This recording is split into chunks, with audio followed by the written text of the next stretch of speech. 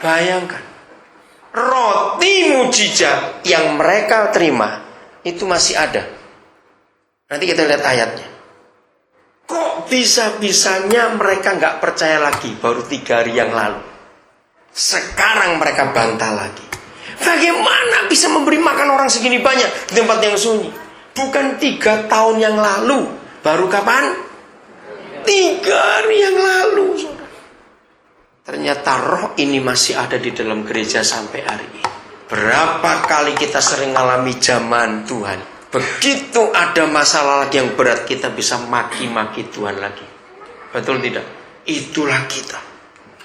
Baru 3 hari ngalami mujizat, bisa nggak percaya bagaimana dapat? Saya tanya lagi, kalau saudara jadi guru, terus murid-muridmu 12 kayak begini nih, kira-kira saudara bagaimana? Ayo ngaku. Ayo, kira-kira saudara ngapain nih murid-murid ini? Kopiok sih, dawet pisan sudah. Ini kan kurang ajar betul. Lihat jawaban Tuhan Yesus. Kata Yesus kepada mereka, nah ini dia. Berapa roti ada padamu? Artinya apa? Berapa roti ada padamu itu artinya apa? Ada sisa yang sebakul kemarin itu loh.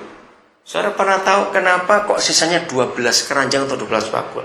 Kok enggak genep 10 atau 15 atau 20? Kenapa 12 saya? Iya, Yesus enggak mau repot. Betul enggak? Dia enggak mau repot. Itu urusanmu. Arti yang kedua, Tuhan Yesus mau mencelikkan mata mereka. Karena kamu enggak percaya. Sak keranjang gawon. Itu kan jadi beban. Saya bayangkan Petrus, Yohanes, Yakobus sambil gendong didil ngomel ngomel. Saya bayangkan begitu mereka ini. Nah, sampai hari ketiga sisa nggak tahu berapa sisanya. Nah, saya ingin saudara memperagakan. Kalau orang lagi jengkel, ditanya, jawabnya kan cuma singkat. Ayo, kira-kira gimana? Pak, ini kalau orang Jawa susah, orang Batak cocok jawab begini. Kira-kira gimana suaranya? Ayo, berapa ayo? Gimana cara suaranya? Ayo, 7, 7. Kita tadi ditanya, apa sih ada tambahan begitu? Maka itu pendek, 7. Gitu. Karena mereka jengkel. Bayangkan yang ngajar Tuhan Yesus, mereka masih goblok-goblok seperti itu. Apalagi kalau saya yang ngajar. Ngerti kata itu? Maka itu saya sebagai hamba Tuhan, saya harus menjaga diri betul. Yang diajar, yang ngajar Tuhan Yesus. Dan selama 3,5 tahun sekolah itu gak pernah ada liburnya. Maka itu sampai orang-orang Farisi dan Taurat ngamuk pada Yesus. Sabat saja sekolahnya buka. Betul? Yang kedua, pernah gak kita ketemu di 4 Injil bilang gini, maka Yesus sakit kepala, dia libur ganti guru lain. Loh, ini saya mau cuma tanya aja, pernah nggak itu? Nggak ada. Sekolah nggak pernah libur, guru nggak pernah ganti, masih goblok-goblok juga. Ini si Yesus yang salah atau murid-murid yang salah? Ayo, mau nyalakan siapa? Lu coba jawab, mau nyalakan siapa? Jelas muridnya yang salah, bukan gurunya. Karena gurunya Tuhan Yesus kok. Di sini kita belajar gereja. Apa yang kita mau dapatkan? Kalau cuma dengar khotbah seminggu sekali, seminggu 2 kali, tanpa kita mau belajar sendiri di rumah, nggak akan bertumbuh iman kita. Kalau cuma dengar khotbah nggak cukup growing, harus bertumbuh. Lihat, yang ngajar Tuhan Yesus. Bahkan nanti kalau saudara baca Injil Markus 16, Matius 28, sampai detik terakhir Yesus naik ke surga, Markus menulis mereka tidak percaya. Bayangkan, kenapa itu? Itulah kita manusia yang bebal dan dablek ini. Nah, kita lanjut. Mujizat terjadi bukan? 4.000 orang makan sampai kenyang. Nah, oke, sekarang pasal yang ke-16. Sudah datang orang Saduki Farisi, dilayani juga saudara. Itu saya kagum. Tuhan Yesus tidak menolak. Ayat 13 pasal 16-nya. Yesus nggak mau jalan darat lagi. Terus dia sampai ke daerah Kaisaria Filipi, itu di puncak bukit. Ternyata dia masih ngajar lagi. Saudara, itu yang luar biasa.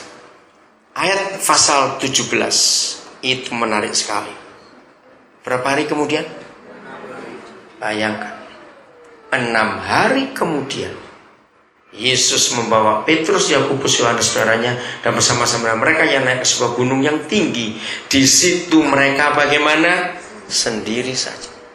6 hari kemudian baru Tuhan kita dapat waktu untuk menyendiri, untuk menyingkir. Apa kesimpulannya?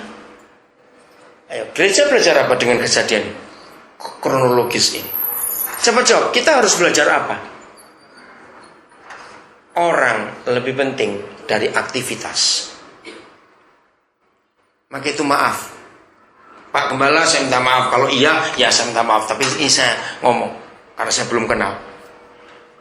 Saya itu paling tidak suka kalau gereja lebih banyak membuang waktu untuk latihan-latihan musik, tamburin, tapi nggak ada waktu untuk ngurusi orang-orang di luar.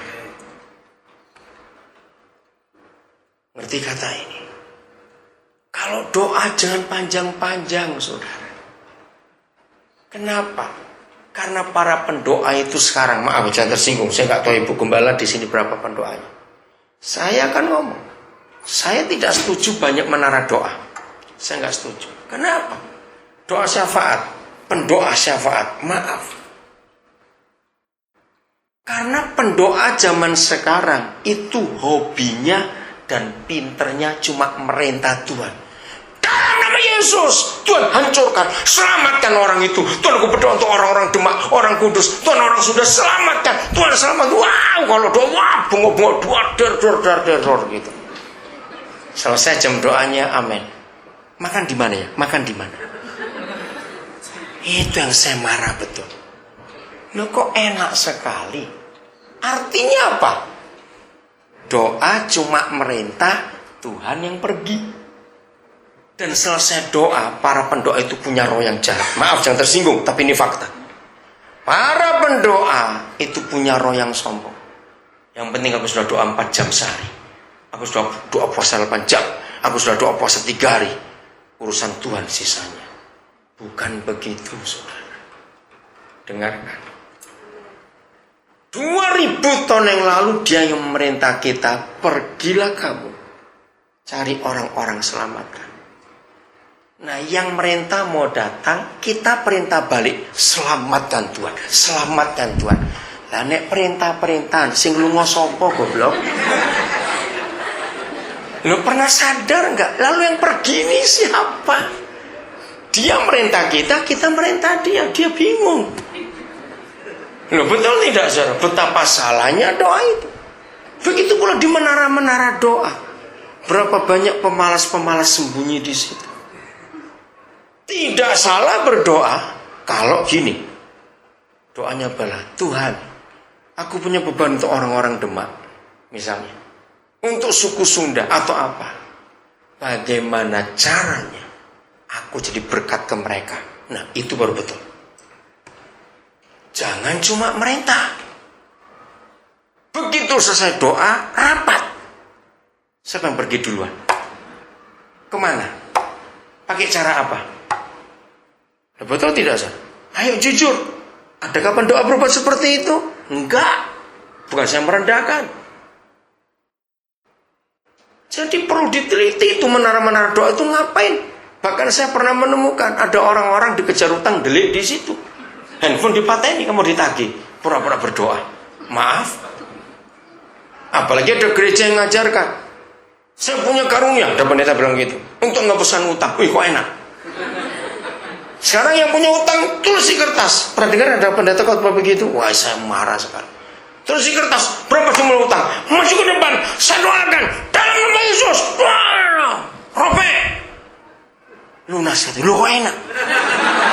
Nah, kalau memang ada begitu, ayo utang rame-rame.